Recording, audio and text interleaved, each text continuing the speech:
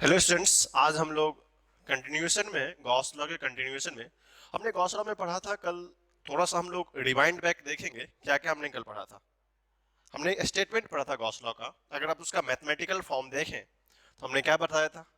Flux जो किसी भी सरफेस से जाता है, किसी भी सरफेस एरिया से फ्लक्स जाएगा, वो क्या होता है, क्लोज इंटीग्रल, याद होगा आपको, E dot D S is equal to Q enclosed by epsilon not.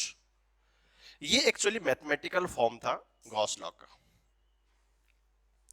हम लोग जितने भी एप्लीकेशन गॉस लॉ में करेंगे, सारा का सारा एप्लीकेशन इस पार्ट को कंटेन करेगा। यहां पर हमने बताया था, इस क्वांटिटी फाई को फ्लक्स से इंट्रोड्यूस करते हैं। ये टर्म क्लोज इंटीग्रल कहता है कि area always should be closed end Q enclosed means जो भी उस पर्टिकुलर क्रॉस सेक्शन के इनसाइड का चार्ज होगा। जैसे मैं बात करूं, ये क्रॉस सेक्शन है, ये क्लोज्ड है, ये Q1 है, ये Q2 है और ये Q3 है। तो हमने लास्ट क्वेश्चन में देखा था क्यू इनक्लोज का मीनिंग होता है कि जो भी उस सरफेस के इनसाइड होगा उस चार्ज को सिर्फ कंसीडर करेंगे। ये Q3 charge does not consider, हम लोग उसको कंसीडर नहीं करते हैं। अब देखो, हमारे लिए कहना बहुत आसान है। तो हमने स्टेटमेंट में देखा था कि flux passing through a particular cross section area is the 1/एप्सिलॉन time of charge enclosed in this Gaussian surface. जो स्टेटमेंट था आपको पहले से पता होगा। हमने इस पे बहुत सारे क्वेश्चंस भी करे थे। आज उसी सीरीज के कंटिन्यूएशन में लास्ट डे हमने यही देखा था, इसकी प्रॉपर्टी देखी थी, ये शेप पे डिपेंडेंट नहीं होता है।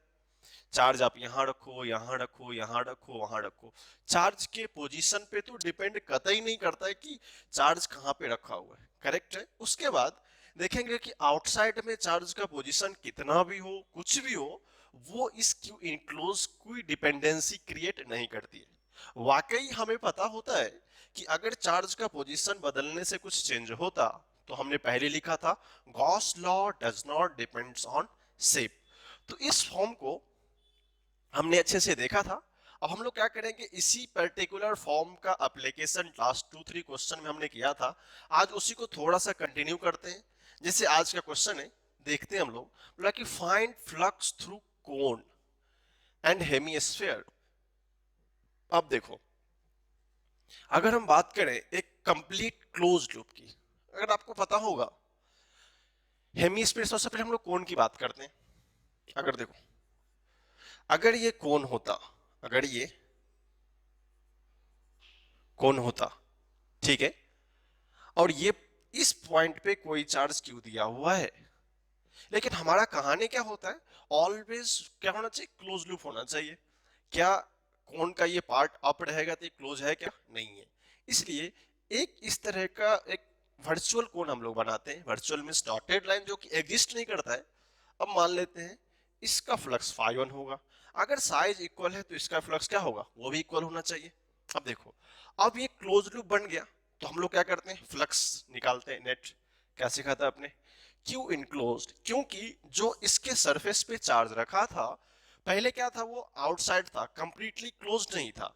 तो हम लोग सिर्फ कोन की बात करेंगे, तो इसको क्लोज करने के लिए एग्जैक्ट आइडेंटिकल फॉर्म लगाया। क्यों, क्योंकि हमको पता है कि क्यू नेट, अब देखेंगे क्यू नेट का मीनिंग क्या होता है, Q enclosed by epsilon naught. अब नेट की बात बोलेंगे तो φ1 प्लस φ2, तो क्यू इनक्लोज कितना है, that is Q by epsilon naught. Q net कितना होगा, φ1 प्लस φ2 इज इक्वल, अब इसको मान लेते हैं φ2, क्योंकि φ2 इजकल टू φ1 अलग बात है, equal to Q by epsilon naught. अगर φ1 इजकल टू φ2 होगा तो 2φn equal to Q by epsilon naught होगा। तो φ1 कितना होगा, Q by 2 epsilon naught, that is the answer. अब हमको इस फॉर्म में पूछेगा सर ऐसा कौन क्यों लेते हैं। हमने बोला था ना कि जब भी गॉस लॉ अप्लाई करते हैं फॉर सिमेट्रिक सिस्टम, सिमेट्रिकल होना चाहिए।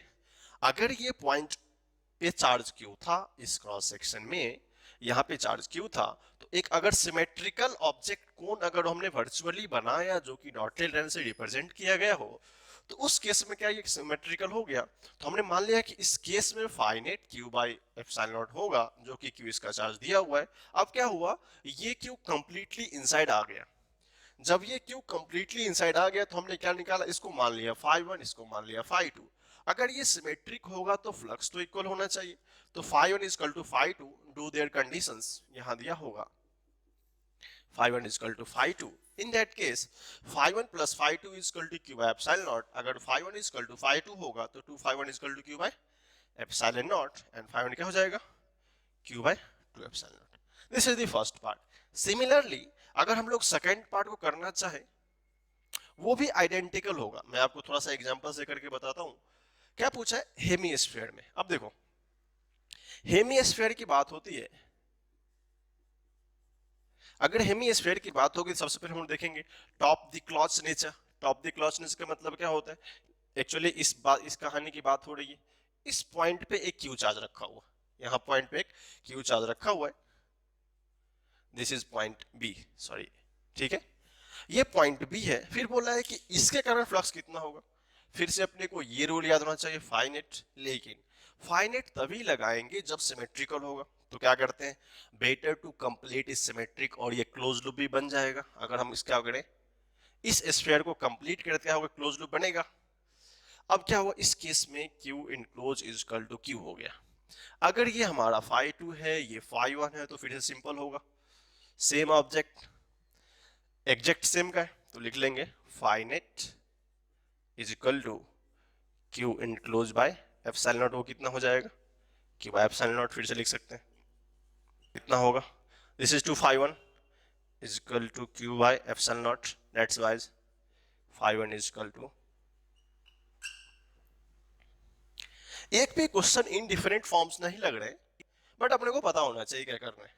अगर आपको एक सिमेट्रिकल सिस्टम का एप्लीकेशन आ गया अच्छे से कि ये हमारा सिमेट्रिक फॉर्म था, इसके वर्ड्स पे ये चार्ज क्यों रखा था, अगर हमने कोन को सेपरेट किया तो इस वर्ड्स पे चार्ज आ गया, अगर हमने इस स्फीयर को, हेमिस्फीयर को सेपरेट किया हाफ फॉर्म में, तो यहाँ भी चार्ज आ गया।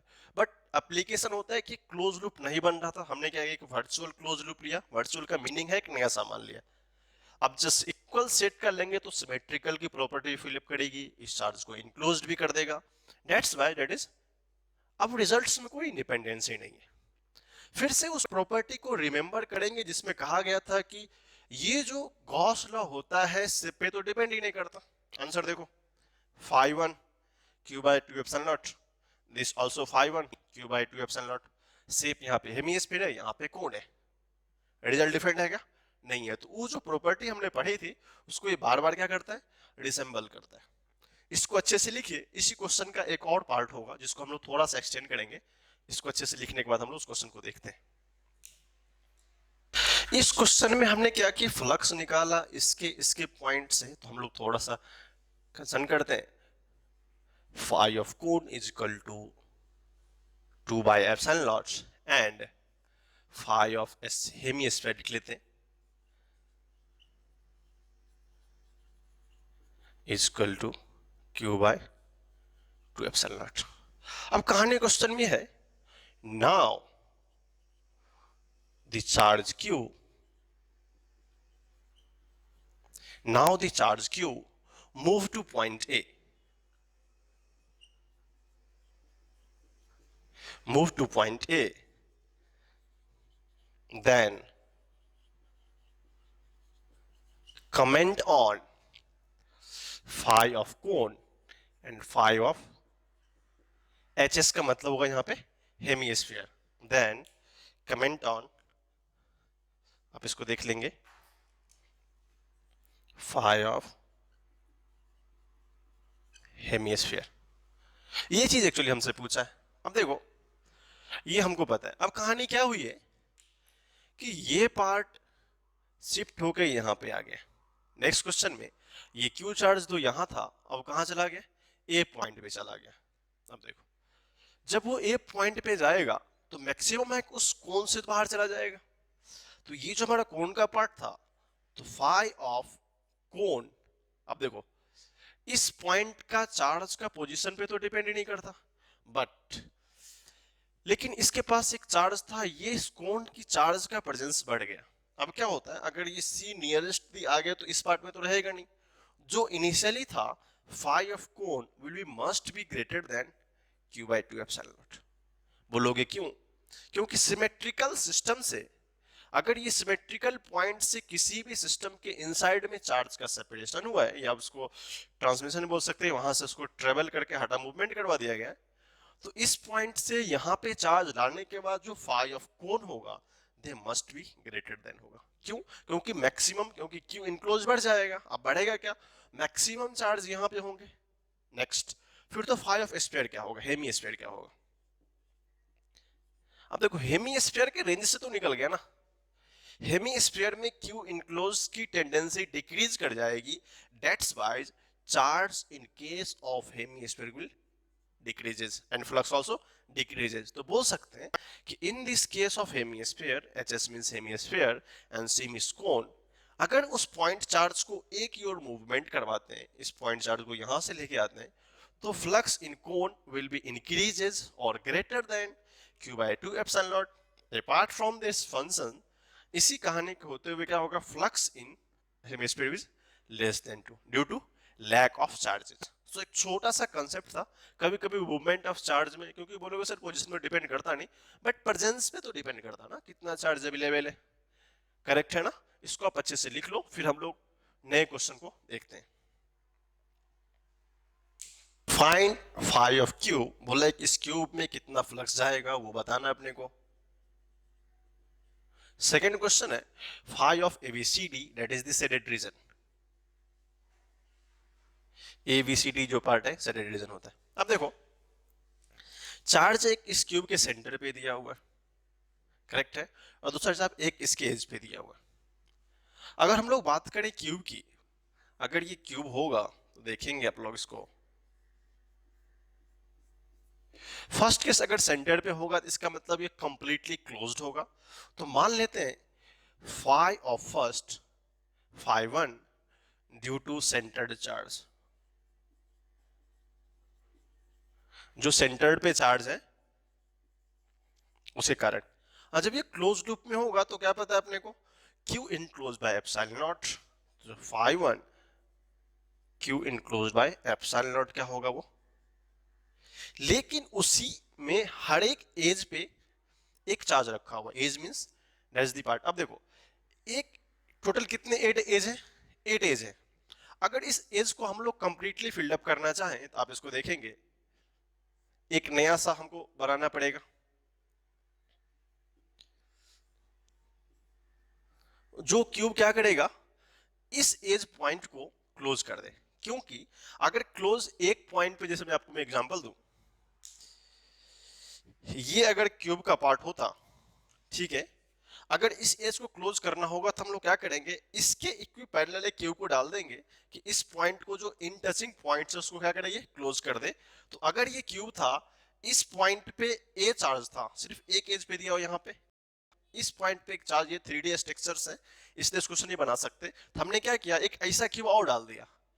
तो इस सरफेस को मैच करता हुआ एक और सरफेस रहेगा। अगर मान लो ये था और इसके पॉइंट एज पे यहाँ हमने एक और सरफेस डाल दिया इस तरीके का, एक और सरफेस डाल क्या होगा, ये जो पॉइंट एज का तो क्या हो जाएगा, कलेक्ट हो जाएगा। तो ये जब फिक्स हो जाएगा तो हमको क्या पता है, number of edge in cube is 8। याद होगा आपको, नंबर ऑफ एज कितना होता है, 8 होता है। अगर हर एक एज पे होता, अगर हर एक एज पे होता तो क्या होता है, सब पॉइंट पे चार्ज होता, पूरा क्लोज्ड होता, तो उसका फाई कितना होता है, phi is equal to Q by epsilon naught. But ये एज कितना है, 8 है। तो मैंने आपको कहानी बताया था, याद है, अगर वो सिमेट्रिकल पार्ट्स में हो तो phi net by N is equal to Q by n exponent. इसको हमेशा याद रखेंगे। इसमें एज कितने, 8 है, तो कितना होगा, फाई ऑफ ए, जो कि इस पॉइंट पे होगा due to a point edge is equal to phi by 8।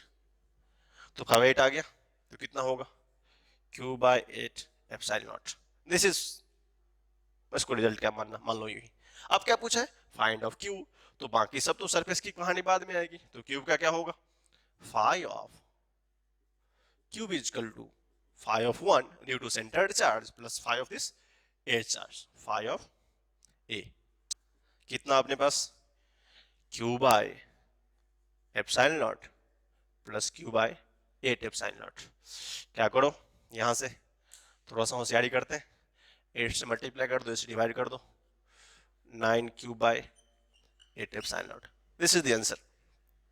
तो हमको पता चला चाहिए कैसे कैसे हम लोग बी स्मार्ट मैनर, यहाँ पे ये 9 है ये क्यूब है, कंफ्यूज मत होना, ठीक है। तो नंबर ऑफ एजेस, क्योंकि एक एज पे था, अगर 8 एज का फ्लक्स होता है क्यू बाय एप्सिलॉन नॉट, तो एक से कितना होगा 1 बाय एन, ये क्वेश्चन मैं बार बार बता चुका हूँ। अगर 8 एज थे तो Q by epsilon naught 1 edge का 5 by 8 1 by 8, that is the first part. And second part है एबीसीडी साइडेड रीजन, ये क्वेश्चन मैं आपको बता चुका हूँ, देखेंगे। हमने दो बात बताई थी कि इस पर्टिकुलर एरिया इसका कितना होता है, एप्सिलॉन नॉट कितना होता है, फेस पे भी पता होगा। अब देखो हम लोग सेकंड की बात करें, phi of A B C D वो कितना होगा। अब देखो हम सबको पता है number of faces in cube, याद होगा आपको, number of face is equal to 6। अगर इस तरह का 6 फेस होगा तो सबका कंप्लीट फ्लक्स होगा 6 टाइम्स ऑफ 5, सबका फेस इक्वल होता है, अपने को पता है। तो मान लो ये अगर कंप्लीट फेस होगा तो क्या पता है, phi net by N is equal to Q by N epsilon naught, ये मैं बता चुका हूं, कुछ नया नहीं है। तो फाई ऑफ डी किसके कारण पूछे, ए बी सी डी, कितना होगा, नेट फाई मान लेते हैं, समथिंग होगा फाई नेट डिवाइडेड बाय 6, क्यों, क्योंकि एन इक्वल फेसेस है, तो कितना होगा क्यू बाय 6 एप्सिलॉन नॉट। इसको देखो तो लगता नहीं कोई भी क्वेश्चन टफ है, बट थोड़ा सा अपना कंसेप्ट क्लियर होना चाहिए, क्या क्या अप्लाई कर सकते हैं, क्या करेक्ट ना, या अब देखो क्यू बाय 6 एप्सिलॉन नॉट, ये क्यू है 9 नहीं, ठीक है, ये 6 है because number of faces in the cube is 6, number of edge is 12, ठीक है। तो आई होप आपको अच्छे समझ में आया होगा। देखो भारी टफ कुछ भी नहीं होता, सब आसानी होता है, अगर आपको बेसिकली आएगा तो सब कुछ आ जाएंगे, अगर आप कंटिन्यूअसली अच्छे से करेंगे ना तो आप अच्छे से सीख सकते हैं, ठीक है। आगे चले, या इसको आप अच्छे से लिखो, फिर हम लोग और क्वेश्चन देखते हैं।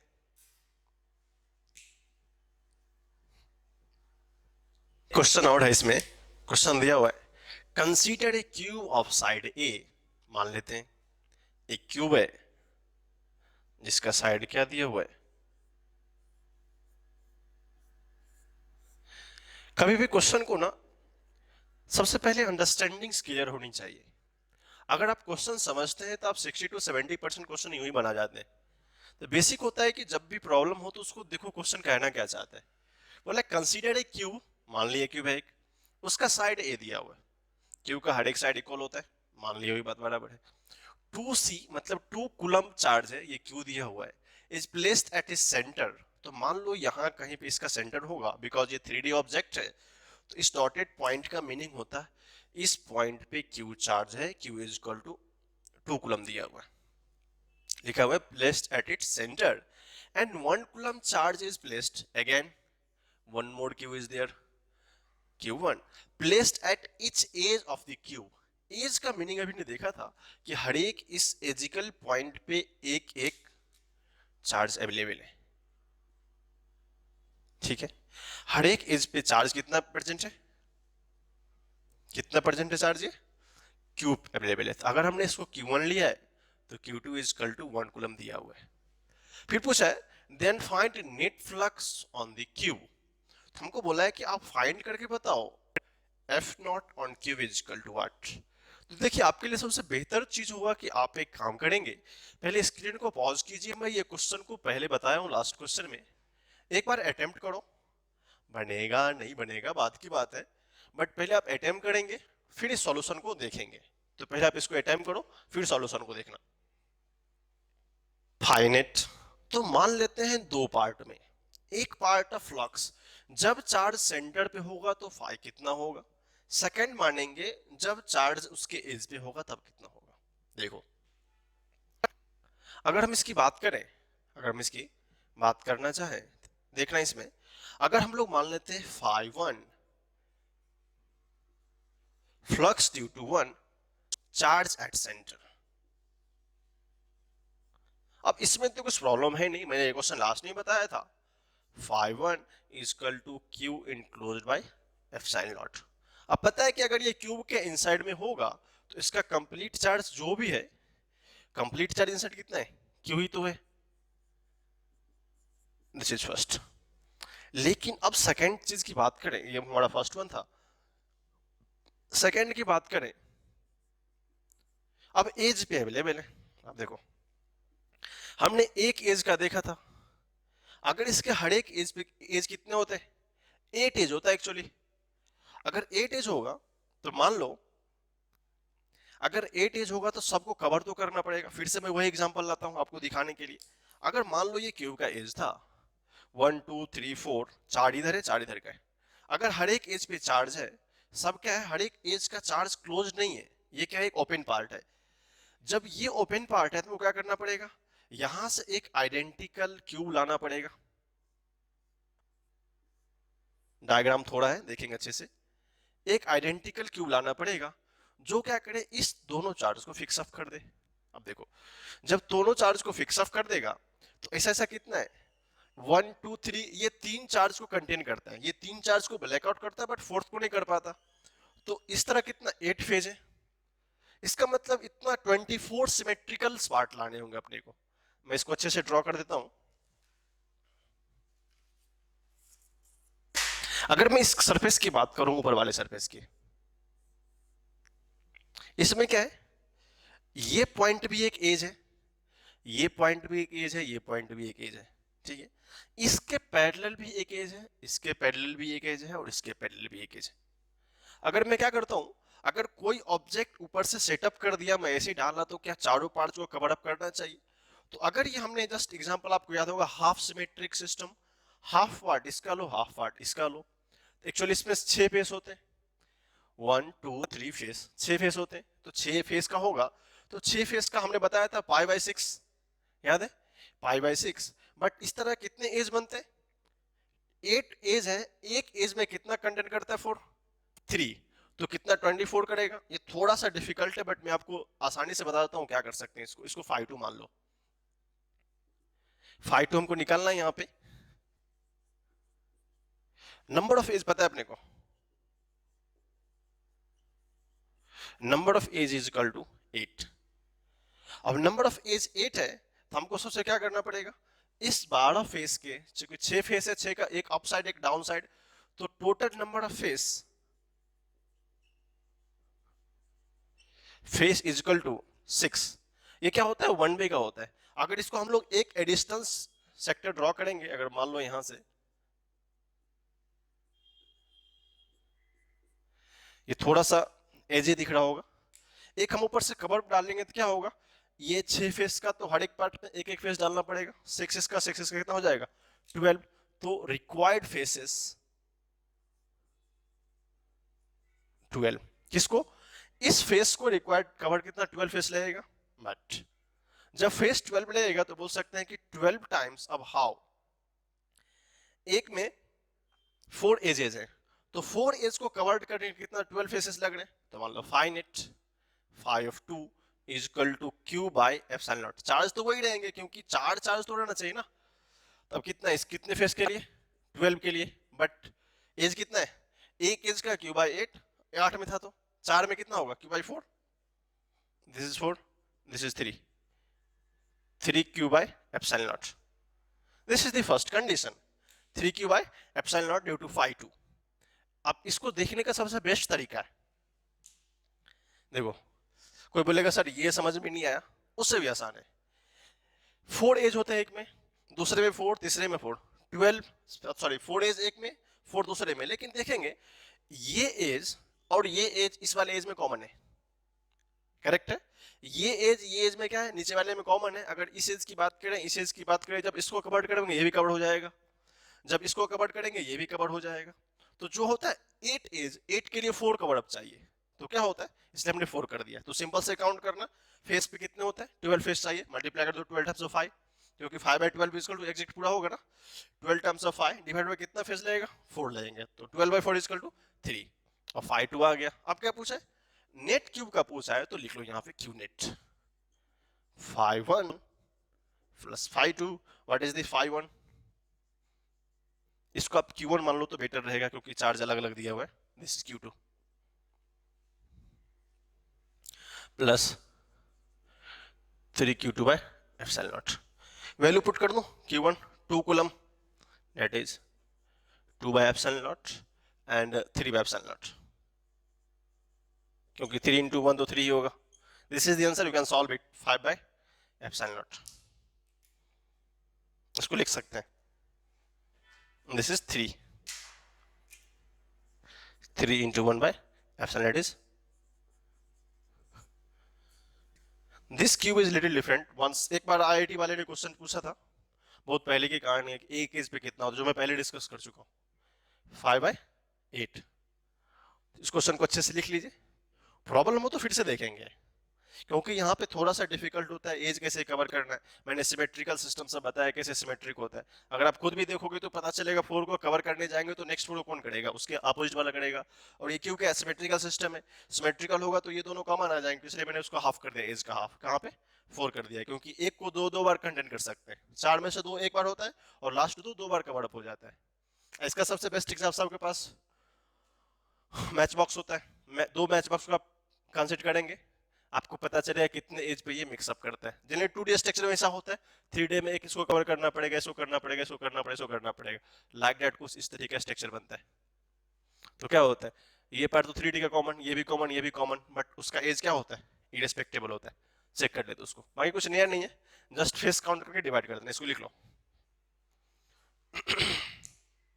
एक्चुअली अभी तक हमने गॉस लॉ का जो बेसिक एप्लीकेशन देखा था वो है, बस कुछ स्टैंडर्ड एप्लीकेशन होते हैं। स्टैंडर्ड एप्लीकेशन में मान लो मैं कभी बात करूं कि सर गॉस लॉ में एप्लीकेबल क्या क्या हो सकता है, इन जनरली छोटा सा डिस्क्रिप्शन है, देखेंगे उसको। Gauss law is applicable only for close surface, ये हम पहले से जानते हैं। गॉस लॉ क्या होता है, एप्लीकेबल होता है only for close surface, but कभी कभी we find the electric field. अब बोलोगे सर इलेक्ट्रिक फील्ड हाउ, तो हमने यहां से देखा था phi is equal to close integral of E dot ds is equal to, अभी तक तो हम लोग क्या करते थे, सिर्फ फ्लक्स निकाल रहे थे, बट क्योंकि this is equal to this is equal to this, तो बेटर टू समटाइम्स हमको इलेक्ट्रिक फील्ड डिफाइन करना पड़ेगा, बट सर उसके लिए तो अभी तक मैंने कुछ पढ़ा ही नहीं। इसलिए जो स्टैंडर्ड एप्लीकेशन होते हैं, जब हमने को इलेक्ट्रिक फील्ड फाइंड करना होगा, then surface must be symmetrical. मैं बार बार बोलते आ रहा हूं कि गॉसियन सरफेस या एप्लीकेशन ऑफ गॉस लॉ में सरफेस क्या होना चाहिए, सिमेट्रिकल होना चाहिए and perpendicular to the electric lines of force. ये आपको पहले से पता है, मैं अभी डायग्राम्स आपको बताऊंगा कि कैसे होता है। This surface is known as Gaussian surface, पहले से पता है, कुछ नया नहीं इसमें। Electric fields of line perpendicular to the Gaussian surface for find the electric field। अब देखो, अगर हम इस चीज को निकालना चाहें, बेसिकली इस स्टेटमेंट का मीनिंग यही होता है कि भाई अपने को ये दिया है, अपने यहां से यहां तक क्वेश्चन तो कर लिया, फाई निकाल लिया, क्यों इनक्लोज पता था, भाई ये तो बता ये क्यों होगा, इसका क्या करेंगे, थोड़ा सोचेंगे। अब सोचना कैसे है उसको देखो, सिंपली अगर इस डेरिवेशन को देखें, phi is equal to E dot ds, ये हमने फर्स्ट पार्ट तो सॉल्व कर लिया उस वाले पार्ट में, कहां पे, फ्लक्स वाले पार्ट पे, बट इस गॉस लॉ के एप्लीकेशन में क्यों आता है, क्योंकि ढेर सारा हमने बताया था कुछ सिमेट्रिकल सिस्टम्स होते हैं जो कि बहुत इंपॉर्टेंट होता है, रिगार्डिंग सीबीएसई बोर्ड एग्जाम में भी बहुत सारे डेरिवेशन पूछते हैं इससे। तो हम लोग क्या करेंगे, इस एप्लीकेशन के बिहाफ पे सारा डेरिवेशन करेंगे। तो उसके लिए हमें कुछ चीज जानना होगा, हम उस चीज को पहले डिस्कस करेंगे। तो इस स्टेटमेंट को आप पहले लिखिए, फिर हम लोग इच वर्ड को डिस्क्राइब करते हैं, गॉसियन सरफेस क्या होता है, परपेंडिकुलर क्या होता है, सिमेट्रिकली कैसे लेते हैं, फिर हम लोग आगे देखते हैं। इसको लिख लीजिए। अब क्या होता है, कुछ इंपॉर्टेंट पॉइंट्स होते हैं रिगार्डिंग डेरिवेशन, जितने भी गॉस लॉ का एप्लीकेशन ऑफ डेरिवेटिव होगा या एप्लीकेशन ऑफ डेरिवेशन होगा, उसके कंसेप्ट में और क्वेश्चन सॉल्व करने में देखिए इंपॉर्टेंट एस्पेक्ट अपने क्वेश्चन सॉल्व होना चाहिए, बाकी रिजल्ट लेके क्या करना है अपने को। देखो, अगर हमने अपने को बात करी है 3 चीज का, हमने बहुत बार बोला सिमेट्रिकल सरफेस, गॉसियन सरफेस। भाई सबसे पहले ये माजरा तो क्लियर कर दो कि सरफेस है क्या ये। अब गॉसियन सरफेस तो बोल देते हैं, लेकिन सर अब ये क्वेश्चन तो ये उठेगा ना सर, गॉसियन सरफेस में अगर आपको पता है E dot ds is equal to Q enclose by epsilon होता है, इसको हम लोग फाई से मान ले। अब बशर्ते कहानी है कि इस फिल्म की स्टोरी में से हम लोगों ने बहुत इसको झेला है, इसको टेलर से आउट करते हैं। अब कहानी क्या है, अगर अपने को यहाँ इस एप्लीकेशन की बात हो, E dot D S is equal to Q enclose by epsilon not, तो इस स्टूडियो में क्या नया सा चीज है। चलो सर, मान लिया मैंने आपकी बात, ई डॉट डी एस है तो लिखना पड़ेगा E D S cos theta is equal to, sir मेरे को क्यू इनक्लोज आता है निकालने, सर ये डॉट प्रोडक्ट ये भी लिखने आता है। थीटा का मतलब क्या होता है, angle between area vector and D S vector, मतलब इलेक्ट्रिक फील्ड वेक्टर। अब देखो, अगर angle between electric field vector हमको थीटा भी आता है, चलो, लेकिन सर आपने बताया नहीं कि वहां तो डीएस का मतलब कुछ सर्किल होना चाहिए, स्क्वायर होना चाहिए, कैसे मानेंगे कि डीएस क्या होगा। तो इस कंसेप्ट को पढ़ने का मेन माजरा है अपने को इसको जानना, क्योंकि इस डीएस के बारे में कोई चर्चा ही नहीं था ना। अगर अपने को थीटा दिया हुआ रहेगा, ये दिया रहेगा, ये दिया रहेगा, तो बेटर टू सॉल्व निकाल सकते हैं। बट अगर हमको इलेक्ट्रिक फील्ड ये फाइंड करना है, ये अननोन है, ये फाइंड भी करना है, और इसके बारे में हमको नॉलेज नहीं है। इसके नॉलेज को गेन करने के लिए हम लोग एक एक पॉइंट को डिस्कस करेंगे। जैसे मान लो फर्स्ट पॉइंट को डिस्कस करते हैं, point charge.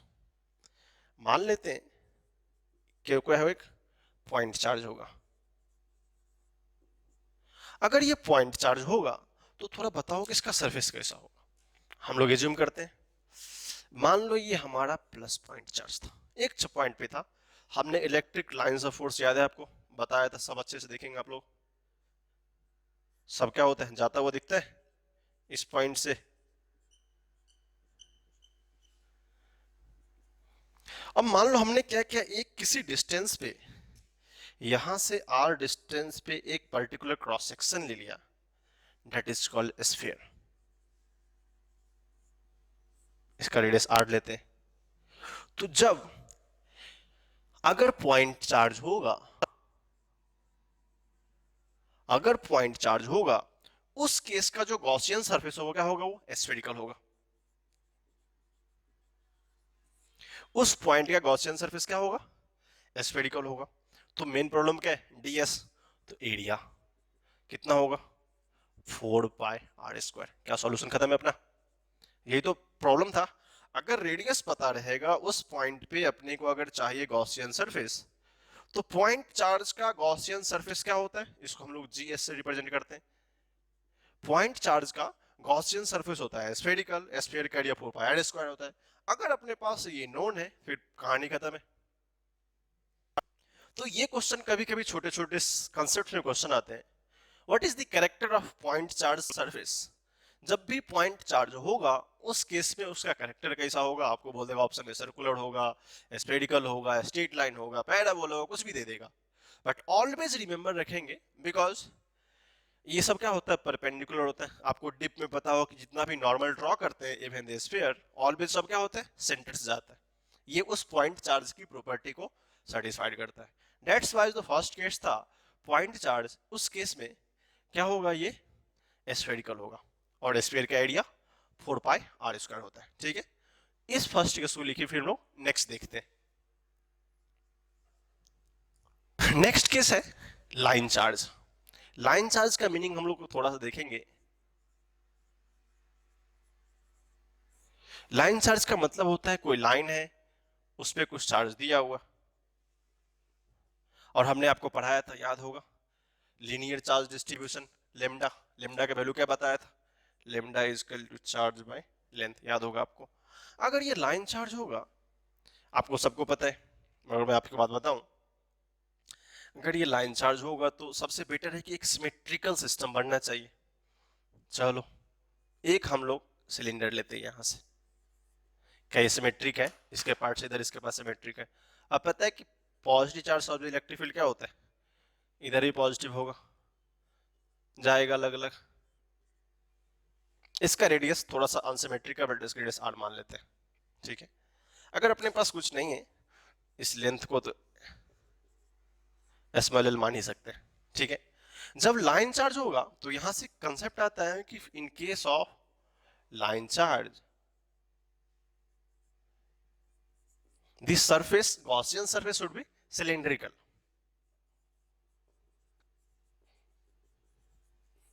Gaussian surface should be cylindrical. आप देखो अगर ये टू अगर सिलेंड्रिकल होगा तो बोलेगा भाई एरिया तो चाहिए, फाइंड करें एरिया तो चाहिए ds। चलो एरिया कैसे लिखेंगे, देखना अगर इसको हम इस तरह ढेर सारा क्रॉस सेक्शन काटे, अगर इसका रेडियस r है तो एरिया क्या होगा पैरामीटर 2 पाई r, ये कंप्लीट होगा। अगर 2 पाई r को इस कंप्लीट l से मल्टीप्लाई कर दे तो क्या यहां से यहां तक एरिया आ जाएगा, तो 2 पाई r इंटू एल।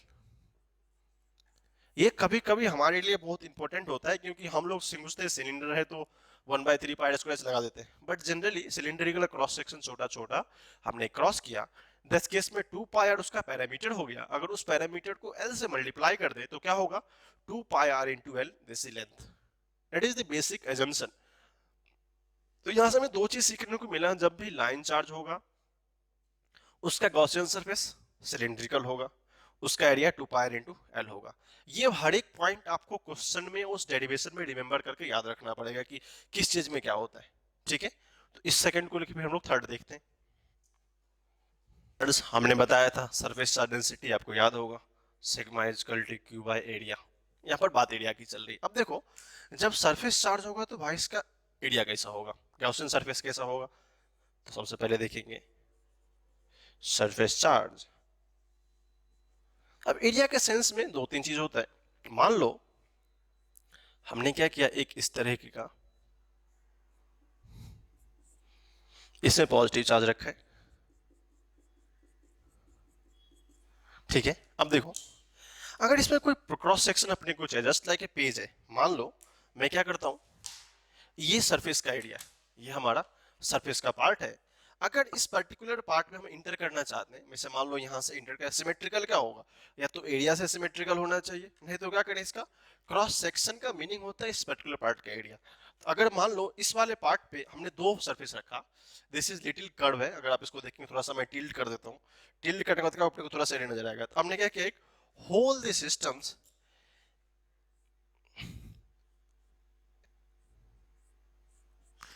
हमने क्या किया उस पर्टिकुलर पिन में एक एरिया को पिन अप कर दिया। अब क्या है, जैसे हम लोग मान लेते हैं ऐसा बचपन में आपने खेला होगा, इसको लगा के इस तरह रोटेट करवाते रहते हैं, क्या होता है हर एक पर्टिकुलर एरिया पे वो सराउंडिंग होता है। अब मान लो ये चार्ज पॉजिटिव है, due to their inner character this will the electric field का डायरेक्शन, प्रॉब्लम नहीं है आपको, इधर भी क्या होगा इलेक्ट्रिक फील्ड का डायरेक्शन होगा। But in sense of area क्या क्या हो सकता है, सबसे पहले क्या क्या हम लोग काट सकते हैं, दिस इज सिलेंडर मान लिया, तो फर्स्ट होता है सिलेंडर भी होता है। सर अगर ऐसा दिख रहा है तो अपन लोग ऐसे लिख सकते हैं क्या, एक क्यूबाइड भी हो सकता है, यस क्यूबाइड भी सिमेट्रिक है, क्यूब भी तो सिमेट्रिक है ना, किसी भी सीट से काट सकते हैं, दैट इज क्यूब। मैं सिलेंडर का एरिया पहले बता चुका हूं, क्यूबाइड का एरिया आपको पता है L B B H H, L B into B H into H L, याद होगा लेंथ विड्थ हाइट तीनों का एक पर्पस कॉम्बिनेशन होते हैं, एंड क्यूब का एरिया 6a²। आपको जितने सारे सिमेट्रिकल सिस्टम थे ये इन जनरली आपको कहीं बुक में दिखेंगे नहीं, अगर सरफेस चार्ज का थोड़ा सा डिस्क्रिप्शन ये एप्लीकेशन में दिया हुआ है बट इंडिविजुअली चार्ज डिस्कस नहीं किया है। तो मैंने यहाँ पे क्या कि आपको बता दिया जब भी सरफेस चार्ज की बात हो, ठीक है, सरफेस चार्ज की बात हो जो कि जिसमें एरिया का मेंशन हो, क्योंकि lambda is equal to Q by A, in case of that Q is equal to sorry sigma is equal to Q by A, तो Q is equal to sigma times of A. इसमें तीन possibility है, या तो cylinder होगा, नहीं तो cuboid होगा, नहीं तो क्यूब होगा। आप तीनों का आइडिया जानते हैं तो you can calculate DS, cuboid का L B B H into H L 6a² into 2 pi R into L, this is the form. तो आप इसको यहां से भी कर सकते हैं। तो दिस इज थर्ड प्रॉपर्टी, इसको लिखिए फिर हम लोग नेक्स्ट प्रॉपर्टी को देखते हैं। हमने देखा था यहाँ पे थर्ड में था सरफेस चार्ज, अगर यहाँ पे स्फीयर चार्ज हो, किसी स्फीयर पे ही चार्ज हो तो क्या करेंगे। अब स्फीयर चार्ज में स्फेरिकल चार्ज मान लेते हैं, चार्ज का मतलब क्या होता है वॉल्यूमेट्रिक चार्ज डिस्ट्रीब्यूशन, तो रो से रिप्रेजेंट करते हैं, क्यू आई भी होता है। हम लोग बस ये नॉन है हमारे लिए बट नया चीज। अब मान लो कोई एक स्फीयर है, कोई एक स्फीयर है, ये स्फीयर क्या है अपने खुद को चार्ज कंटेन कर रहा है, इस स्फीयर चार्ज चार्ज फिर पूछता है कि इसके बारे में आपका क्या आइडिया है, अगर ये स्फेरिकल चार्ज डिस्ट्रीब्यूशन है तो इसका एक्चुअली सरफेस एरिया क्या होगा, जो कि गॉसियन सरफेस एरिया की बात कर रहे हैं, तो Gaussian surface is also spherical, वो भी क्या होगा, एक स्फेयर ही होगा। क्यों? क्योंकि इसके सिमेट्रिक में मान लो हमने एक ऐसा एरिया लिया जो एक सिमेट्रिक भी है, this is also sphere. Lines पता है आपको, ये इनसाइड नहीं जाए क्योंकि साइड क्या है, चार्ज का बंडल है, करेक्ट है। तो ये स्फीयर होगा तो फिर एरिया तो आसान है, हमारे लिए पहले देखा था 4 पाई r²। तो इस सब केस में, चारों केस में, point charge, line charge, surface charge and spherical charge, हर एक पॉइंट्स में कौन कौन सा स्फीयर होता है, मैं एक बार फिर से रिपीट करता हूं। जब पॉइंट चार्ज होगा तो पॉइंट चार्ज के केस में ये क्या होता है, स्फेरिकल, उसका गॉसियन सरफेस होता है। फिर लाइन चार्ज में सिलिंड्रिकल होता है। अगर सरफेस चार्ज हो, सरफेस चार्ज में किसी पर्टिकुलर एरिया पे चार्ज रखा हो, तो वहां पे तीन चीज पॉसिबल था, फर्स्ट सिलेंडर होगा, क्यूबाइड होगा, नहीं तो क्यूब होगा। अगर किसी वॉल्यूमेट्रिक एक्सपेंशन हो या किसी स्फीयर में होल सबमर्ज में चार्ज रखा हो, उसका भी गॉसियन सरफेस क्या होता है, दैट इज जीएस का मतलब होता है Gaussian surface is also sphere. तो इस तीनों चारों पॉइंट्स को हमको याद रखना पड़ेगा, क्योंकि गॉस लॉ के एप्लीकेशन में सारा का सारा यही है, और ये डेरिवेशंस आपके एग्जाम में आएंगे तो इस पॉइंट को आप अच्छे से नोट डाउन करेंगे। तो इस सब को लिखिए अच्छे से। फिर हम लोग गॉस लॉ का जो डेरिवेटिव एप्लीकेशन है उसका फर्स्ट पार्ट देखते हैं। हमारा फर्स्ट एप्लीकेशन है electric field due two point charge. अब तो इसको दो तीन करने का तरीका था, हमने वहां भी पढ़ा था। हम लोग क्या करते हैं, पहले जो अभी हमने पढ़ा है रिसेंटली उसको देखते हैं, फिर हम लोग आगे चलेंगे। अब कहानी क्या दी है कि एक पॉइंट चार्ज है, मान लो एक कोई पॉइंट क्यू है जो पॉइंट चार्ज है। हमने सबसे पहले क्या क्या निकालने को बोला, electric field, close integral of E dot D S is equal to Q enclosed by epsilon naught, ये हमारा दिया हुआ है। तो यहां मान लो एक क्लोज पॉइंट चार्ज था। अब अगर इसका लाइंस ऑफ फोर्स ड्रॉ करना चाहें तो सब बोलोगे सर कुछ इस तरीके का होगा, मैं दो तीन ही ड्रॉ कर रहा हूं आप। और एक चीज और देखा था कि पॉइंट चार्ज का गॉसियन सरफेस क्या होता है, स्फीयर होता है, स्फेरिकल। पॉइंट चार्ज का गॉसियन सरफेस क्या होता है, स्फेरिकल। तो मान लो कि ये इलेक्ट्रिक फील्ड का डायरेक्शन है, ये इलेक्ट्रिक फील्ड का डायरेक्शन जो क्या है, परपेंडिकुलर टू दी सरफेस है। और आपको अगर फ्लक्स की कहानी याद होगी तो एरिया वेक्टर भी क्या होता है, परपेंडिकुलर सरफेस होता है। अगर ये स्फीयर होगा तो क्या होगा, एरिया वेक्टर भी इधर होगा, इलेक्ट्रिक फील्ड भी इधर होगा। तो area vector and D S vector are parallel. इसका मतलब होता है अगर ये पैरेलल होगा तो आपको पता है थीटा कितना होता है, 0 डिग्री। अब सबको पता है। अगर हम मान लें इसका स्फीयर आर होगा, इसका स्फीयर का रेडियस क्या होगा, आर होगा, तो किसी को प्रॉब्लम तो नहीं होना डीएस निकालने में। What is DS, 4 pi r²। क्या यहां तक सारा माजरा क्लियर है, कुछ प्रॉब्लम नहीं है। अब देखो, अगर हमने एक, ये 90 डिग्री का मीनिंग होता है ये नॉर्मल है, करेक्ट है, इस पॉइंट चार्ज से जा रहा है। और एक पॉइंट और है, अगर हमने इसको गॉसियन सरफेस बोला तो गॉसियन सरफेस के इनसाइड में जो क्लोज्ड होता है उसको हम लोग क्या बोलते हैं, Q enclose is equal to Q, correct है। Q enclose is equal to Q होगा, वेरी गुड।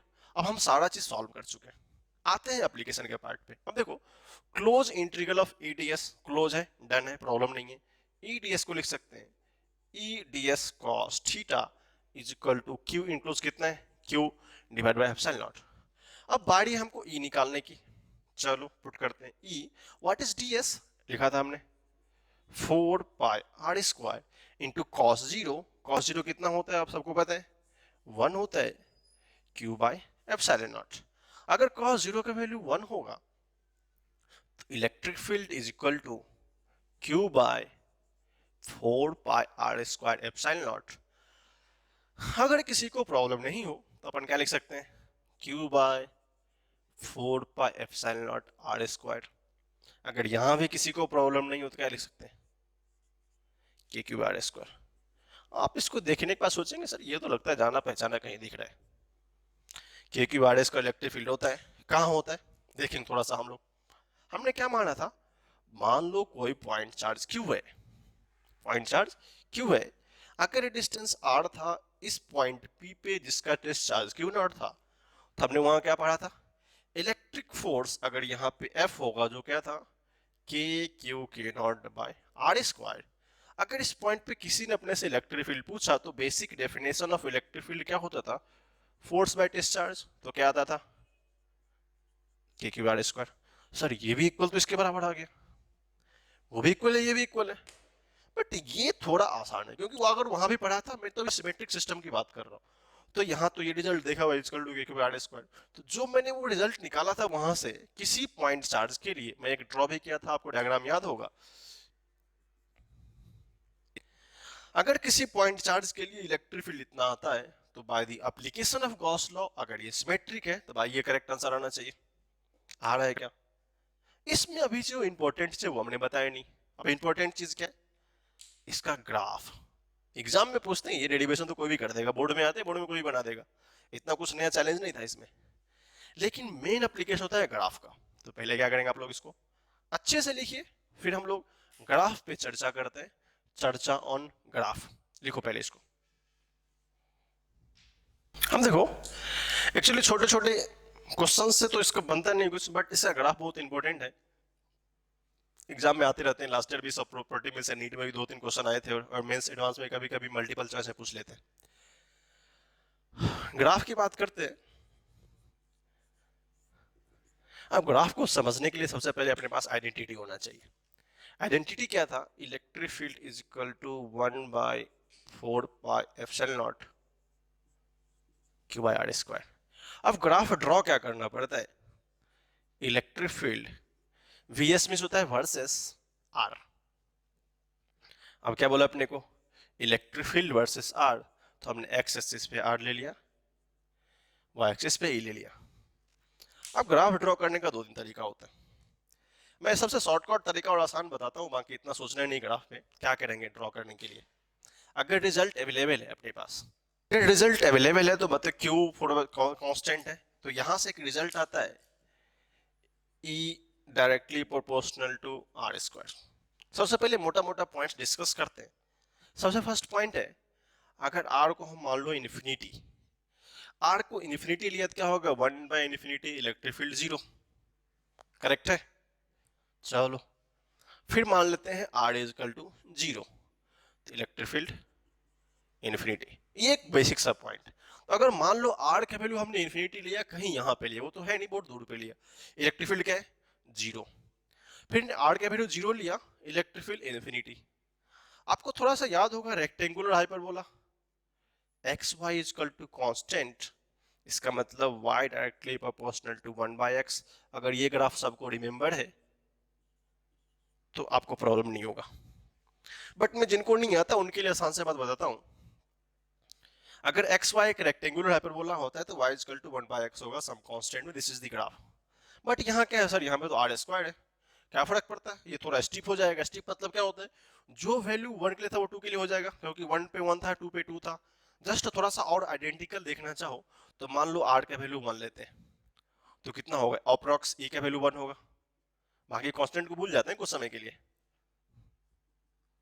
आर का वैल्यू 2 लेते हैं, ई का वैल्यू 1/4, 3 लेते हैं, 1/9, 4 लेते हैं, 1/16।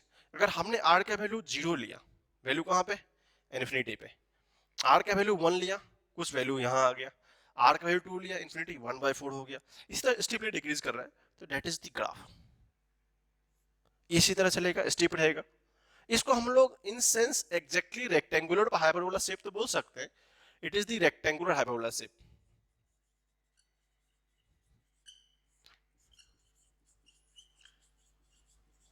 ये एग्जैक्टली इस शेप का नहीं, क्योंकि वो लीनियर रिलेशंस था, बट थोड़ा सा स्टीप हो जाएगा, मतलब अप हो जाएगा, बट उसका कैरेक्टर क्या होगा, रेक्टेंगुलरली हाइपरबोला शेप होगा। तो यहाँ पे 2 क्वेश्चन एराइज होते हैं। सबसे पहले पूछ लेगा what is the name of graph, hyperbola. Graph क्या होगा, ये होगा, रिलेशन क्या होगा, यहाँ से ड्रॉ कर सकते हैं। तो कुछ ऑब्जर्वेशन होते हैं, putting the value getting the answer. तो ग्राफ ड्रॉ करने का एक बेहतर टेक्निक होता है, या तो आप वैल्यू पुट कर लो, नहीं तो आपको कुछ स्टैंडर्ड्स याद होने चाहिए, जो कि ये स्टैंडर्ड हमारे लिए सबसे बेस्ट था कि हम इस स्टैंडर्ड को अप्लाई कर सके। तो फर्स्ट एप्लीकेशन में this is very important. Eventually NEET level के एग्जाम में ये सब क्वेश्चन पूछ भी सकते हैं, आपको करेक्टर पूछ लेगा ग्राफ का या ग्राफ ही पूछ लेगा एज इट इज।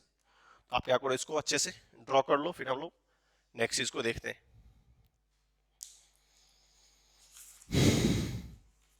इसका सेकेंड एप्लीकेशन होता है electric field due to infinite length linear charge density. ये मैं बताया था जब भी लाइन चार्ज की बात हो, एक दिया हुआ है कि इनफाइनाइट लेंथ का कोई वायर है जिसकी चार्ज डेंसिटी मान लो यहाँ प्लस चार्ज है, मान लेते हैं वो लेमडा दिया हुआ। सबसे पहले तो हमने बताया था आपको कि एप्लीकेशन ट्राई कैसे करते हैं। अब देखो अपने को पता था पहले से, क्या पता था, लाइन चार्ज, कौन सा आइडिया, सिलेंड्रिकल,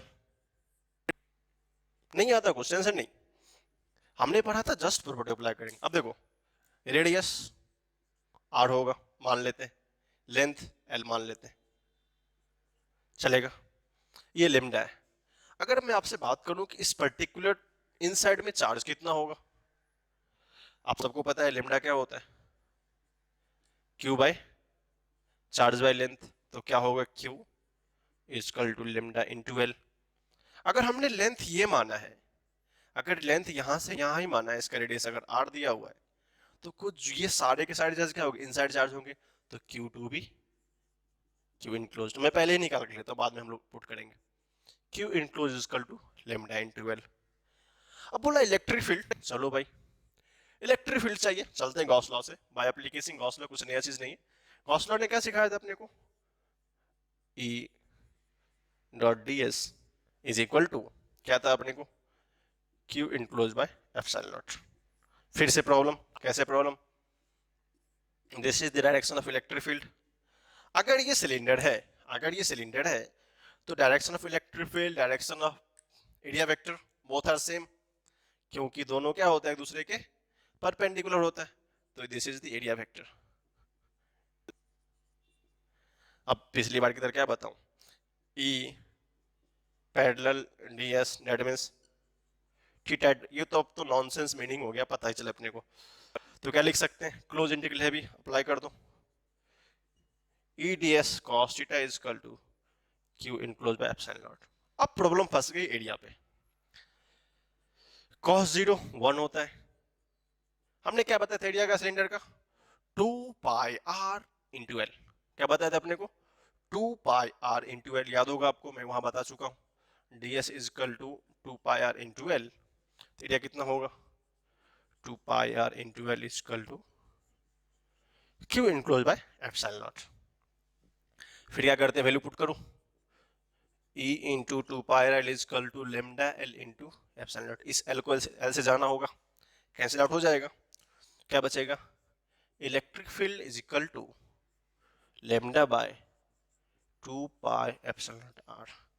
अगर आप इस रिजल्ट की बात करो तो बहुत टाइम एग्जाम में आया है, इंक्लूडिंग मेंस में भी आ जाता है, इसका भी ग्राफ देखें, ग्राफ कितना इंपॉर्टेंट है, मेंस में भी आ जाते हैं कभी कभी, नीट में तो रेगुलरली आता रहता है, या तो इसमें क्वेश्चन आते हैं नहीं तो रिजल्ट आता है, तो रिजल्ट रिमेंबर करना बहुत आसान था, लेकिन इस रिजल्ट को थोड़ा सा हम लोग मॉडिफाई करते हैं, देखिए कैसे करते हैं।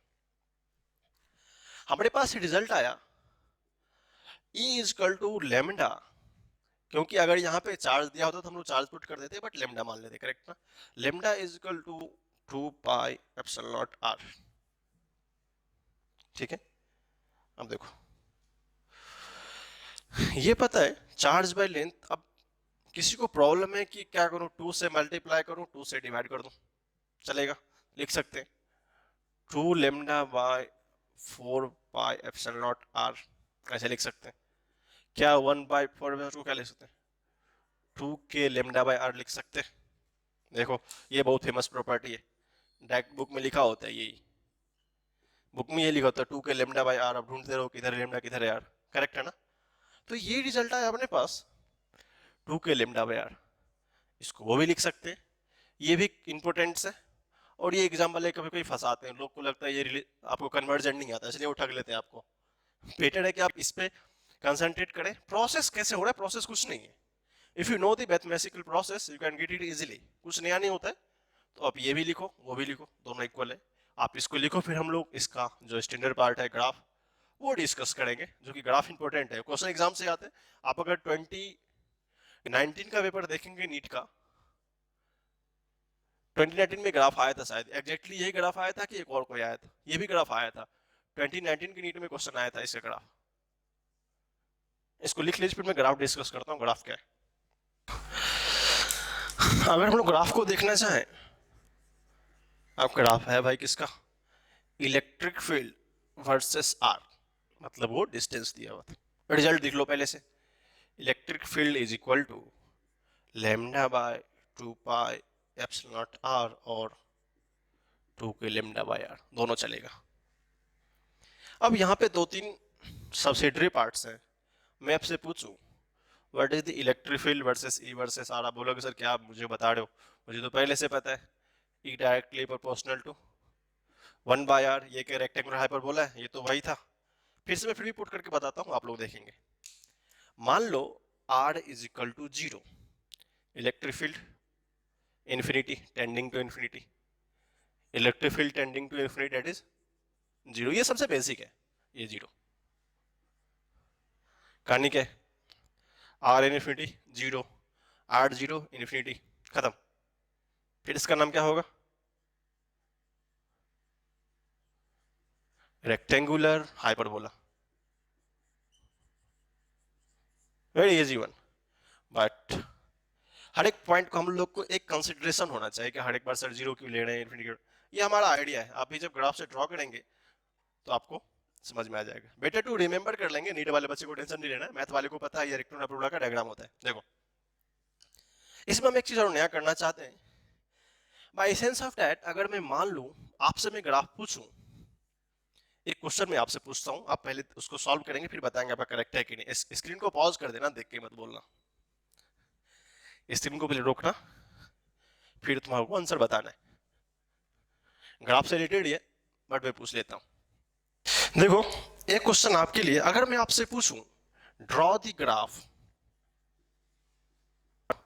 Electric field versus 1 by R, अब मैं आपको थोड़ा सा टिप्स दे रहा हूं, electric field versus 1 by R graph draw करना चाहता हूं। अगर है तो हम लोग सबसे पहले क्या ड्रॉ करेंगे, एक ऐसा लाइन हो जो उसमें क्या लिखा हो 1 बाय आर हो, इस पॉइंट पे इलेक्ट्रिक फील्ड हो। अगर रिजल्ट को कंपेयर करो, electric field is equal to lambda by 2 pi epsilon naught R, अगर इसको अलग से लिखे तो क्या होगा, ये सम कांस्टेंट हो जाएगा। अगर 1 बाय आर को x मान लो, y is equal to M X का फॉर्म दिख रहा है, अगर ये m होगा तो, और x इज इक्वल टू क्या है 1 बाय आर है, तो बोलेगा सर अगर 1 बाय आर हो तो y is equal to M X plus 0, कोई कांस्टेंट नहीं है, तो कुछ ग्राफ कैसा होना चाहिए, this one is graph, y is equal to M X, वहां पे स्लोप होगा theta, that is tan theta is equal to lambda by 2 pi epsilon naught. But खुशी की बात ये प्लस 0 है, ये डायग्राम लोग जल्दी से कल्टीवेटली भूल जाते हैं कि ऐसा कुछ होता है कि नहीं। अगर आपको ऑप्शन में कंफ्यूज नहीं होना है कि 1 बाय आर है क्या, वहां पे क्या था, ई वर्सेस आर का डायग्राम रेक्टेंगुलर हाइपरबोला था, तो E versus 1 by R straight line है, y equal to mx plus का फॉर्म है, कहां x equal to 1 by R से रिप्लेस कर देंगे तो y इक्वल टू mx का फॉर्म आ जाता है, अगर इसको हम लोग y मान ले। अब देखो क्वेश्चन क्या आया था वहां पे, हमको थीटा पूछा था, या तो आपसे थीटा पूछ सकता है, नहीं तो लेमडा पूछ लेगा अगर थीटा दिया होगा तो। लेकिन अब सबसे इंपॉर्टेंट है कि स्लोप बताओ, अगर पूछूं कि यार इसमें स्लोप बताओ, तुम लोग बोलोगे सर क्या नया करना है, डिफरेंशिएशन इंटीग्रेशन करना है, फंस जाएंगे। बट इन जनरली इस केस में स्लोप क्या होता है, lambda by 2 tan theta, theta ही तो निकालना है, दैट इज m। क्या टफ है क्या, ये क्वेश्चन एक बार आईआईटी वाले ने पूछा था बहुत पहले, फिल इन द ब्लैंक्स के फॉर्म में, फिल इन द ब्लैंक्स मतलब इंटीजर टाइप बोल सकते हैं अपन। तो जेई मेंस में क्या होता है, कभी कभी इस तरह क्वेश्चन आपको आ जाएंगे मेंस में, आजकल तो इंटीजर क्वेश्चन भी आने लगे, find the value of theta, अगर ऐसा क्वेश्चन दिया तो सोचना नहीं है कुछ, जस्ट लेमडा पता है 2 पाई एप्सिलॉन नॉट, इसको और आसान करने में थोड़ा सा और टेक्निक बताता हूं, इसे और आसान करने का, m is equal to tan theta क्या है 2 के लेमडा बाय r, तो 2 के लेमडा क्योंकि 1 बाय r तो है ही। अब देखो 2 के लेमडा हो गया, 2 पता है, 9 के वैल्यू पता है, लेमडा पता है, just solve it, nothing else, कुछ नया नहीं है। यहाँ पे आपको के वैल्यू में पहले बता चुका हूँ, ये इसका यूनिट होता है, और लेमडा अपना कुछ इसका वैल्यू दिया रहेगा, लेमडा पता है, फिर हम लोग सॉल्व कर लेंगे। तो हमको यहाँ से दो रिजल्ट निकाल सकते हैं, इसको अच्छे से देखिए फिर हम लोग इसका एक एप्लीकेशन देखते हैं, इस कंसेप्ट पे सिमिलर क्वेश्चन को एक बना के देखते हैं। इसको पहले लिख लीजिए। हमने जो सेकंड प्रॉपर्टी देखी थी वो इनफाइनाइट चार्ज का था। देखो उस प्रॉपर्टी को थोड़ा सा हम लोग आत्मसात करते हैं। आत्मसात मतलब समझिए, अपने आप में मिलाते हैं। अब मिलाने का रीजन क्या है? हमने एक क्वेश्चन लिखा, अब देखो रिजल्ट मत अप्लाई करना, सोचना इसको, सीखना है कैसे। अभी सिर्फ मोड होने चाहिए सीखने का। करेक्ट है। Find electric field due to hollow pipe of infinite length having linear charge density lambda. हमने क्या बात करी थी? एक इनफाइनाइट लेंथ का होगा।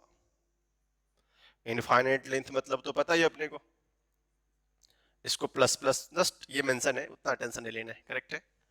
आपको पता है कि जब इनफाइनाइट लेंथ या प्लेन चार्ज होता है तो हमको सबसे पहले स्फीयर कैसा था? हॉलो पाइप है। Hollow pipe means just like cylindrical. तो मान लो कि एक हॉलो पाइप है कुछ इस तरीके का। अब हम लोग इसको रोक नहीं सकते बिकॉज ये पाइप इनफाइनाइट तक जाएगा। तो ऐसे मत बोलना सर आपने एरिया कैसे कंसंट्रेट कर दिया यहाँ पे। अब देखो अगर ये हॉलो पाइप है तो सारा का सारा लाइन चार्ज, क्योंकि आपको पहले से पता होगा ये लाइन चार्ज पे डिस्ट्रीब्यूटेड है। मैं थोड़ा सा डिस्कस कर दूं कंसेप्ट। अगर इसका रेडियस आर होगा, कैपिटल आर,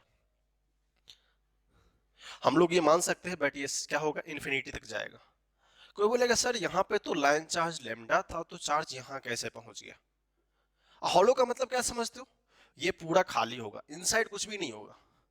और पता है charge does not exist without mass. जब कोई सरफेस ही नहीं है, मास भी नहीं है, तो यहाँ पे चार्ज रहेगा? नहीं रहेगा। हॉलो में क्या होता है? अगर मैं इसमें से, जैसे पेन होता है, इसको अगर हॉलो सिलिंड्रिकल बोलूं, ये भी इनफाइनाइट तक जा रहा है, ये भी इनफाइनाइट तक जा रहा है, तो अंदर में तो पूरा हॉलो है, तो चार्ज विदाउट मास एग्जिस्ट करता नहीं है। जब चार्ज विदाउट मास एग्जिस्ट नहीं करेगा तो क्या होगा? सारा का सारा चार्ज इसके सरफेस पे होगा, दैट इज लेमडा। ये क्या होगा हमारा? लेमडा होगा। अब कहानी होती है कि इस पर्टिकुलर में इलेक्ट्रिक फील्ड निकलेगा कैसे। अब देखो इलेक्ट्रिक फील्ड निकालने के लिए हमने कौन सा फॉर्मूला पढ़ा था?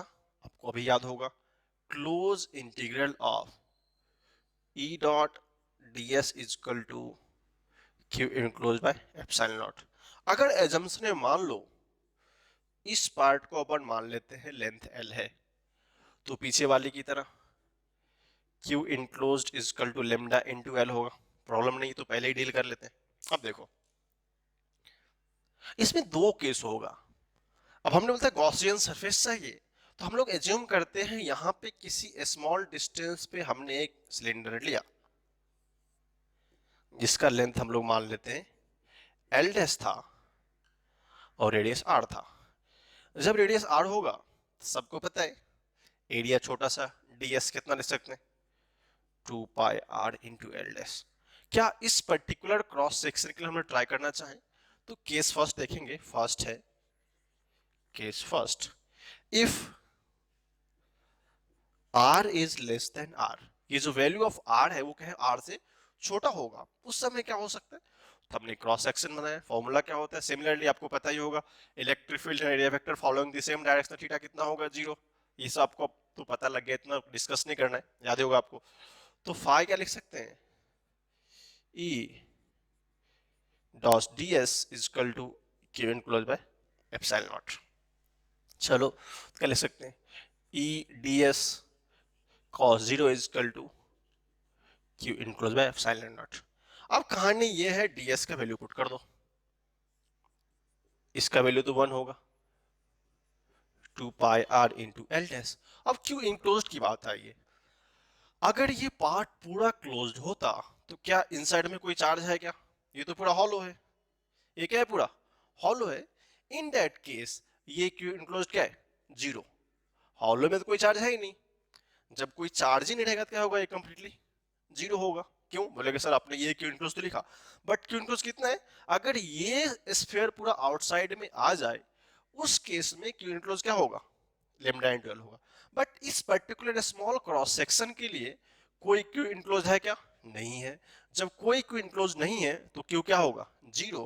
That's why electric field is equal to 0। Very important result, कभी कभी आपको एग्जाम में डायरेक्टली पूछ लेते हैं, in hollow cylinder what is the electric field inside the hollow cylinder. तो आर लेस देन आर, जो भी इस कंप्लीटली इनसाइड होगा उसके इलेक्ट्रिक फील्ड क्या है, 0 for R less than are.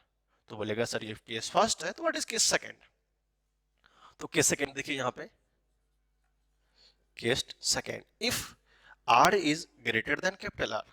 अगर हम एक ऐसा क्रॉस सेक्शन ले जो क्या हो, ये इससे ही बड़ा हो, हमने एक ऐसा क्रॉस सेक्शन लिया, ये इसे भी ले सकते हैं, ये थोड़ा सा नहीं है, बाकी उतना सोचना नहीं। उसमें क्या होगा, अगर ये छोटा सा था, हमने एक ऐसा बड़ा सा स्फीयर लिया जो क्या हुआ, इस पार्ट को भी कवर कर लिया, इस पार्ट को भी कवर कर लिया, इसका मतलब ये कंप्लीट चीज इनसाइड आ गया। जब वो कंप्लीट चीज इनसाइड आ गया, उसका एड्रेस हमने क्या माना था, कैपिटल आर। देखो क्या लिख सकते हैं, close integral of E dot ds is equal to Q into epsilon naught. अब देखो मैं ds की बात नहीं करूंगा, ds तो आपको पता है 2 पाई r इंटू एल होगा, और एरिया एंगल 0 है तो मान लो e इंटू 2 पाई r। हमने कौन सा क्रॉस सेक्शन लिया, small r, r into L, क्योंकि लेंथ कितना है उसका, l is equal to Q enclose कितना होगा कंप्लीटली, अब तो Q enclose lambda into L होगा, lambda L by epsilon not.